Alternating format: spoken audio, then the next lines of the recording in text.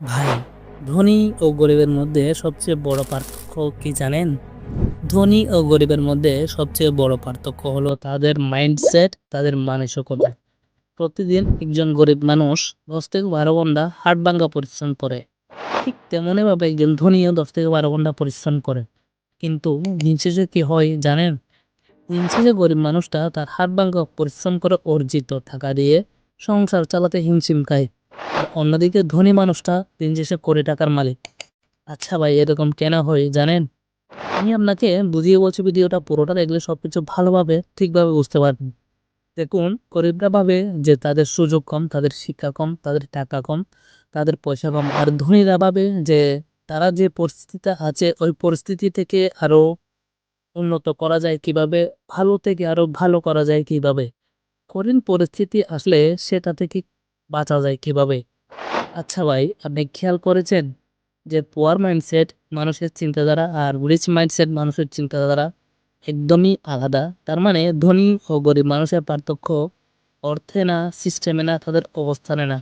তাদের মূল পার্থক্য হলো তাদের চিন্তাধারায়, মানে তাদের মাইন্ডসেটের।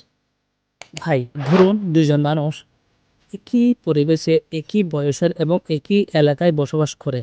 তাদের মধ্যে একজন দিন দিন ধনী পরিস্থিতিতে অবস্থান করছে আর একজন গরিব পরিস্থিতিতে তার দিন পার করছে। আচ্ছা বলুন তো, তাদের মধ্যে পার্থক্য কি ছিল? হ্যাঁ, আপনি ঠিকই ধরেছেন। তাদের মধ্যে পার্থক্য ছিল তাদের চিন্তাধারা, তাদের মাইন্ডসেটের। সত্যি কথা হলো, আপনি যা ভাবেন, যা চিন্তা করেন একদিন তাই হয়।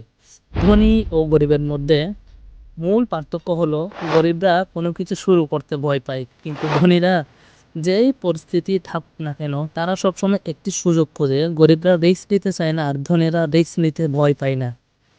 তারা ভাবে হয়তো জিতবো নয়তো শিখবো। গরিব মানুষ চাকরির জন্য নিরাপত্তা খুঁজে আর ধনীরা তাদের সম্পদ বাড়ানোর চিন্তা করে। গরিব মানুষ সম্পদ ও দায়ের পার্থক্য বুঝতে পারে না। তারা অ্যাসেট ও লাইবিলিটি কি বোঝে না। আচ্ছা ভাই, ভালো কথা। আপনি কি অ্যাসেট ও লাইবিলিটি মানে জানতে চান?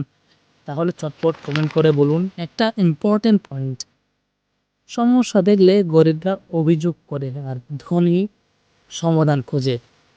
ধনীরা সবসময় একটা কথা মাথায় রাখে যে ব্যর্থতা হলো সফলতার আসল ধাপ। আর গরিবরা ব্যর্থতার ভয়ে কোনো কাজ শুরু করতে ভয় পায়। এতক্ষণে নিশ্চয়ই বুঝে গেছেন আপনার কাঙ্ক্ষিত প্রশ্নের উত্তরটা। যদি ভিডিওটা আপনার বিন্দু পরিমাণ মনকে লাড়া দিয়ে থাকে তাহলে হাতের কাজটা চটপট সেরে ফেলুন। আপনি নিশ্চয়ই বুঝেছেন আমি কি বলতে চাচ্ছি। বুদ্ধিমানেরা ইশারায় বুঝে যায়। তো দেখা হবে পরের ভিডিওতে। ততক্ষণ পর্যন্ত ভালো থাকবেন। আসসালামু আলাইকুম।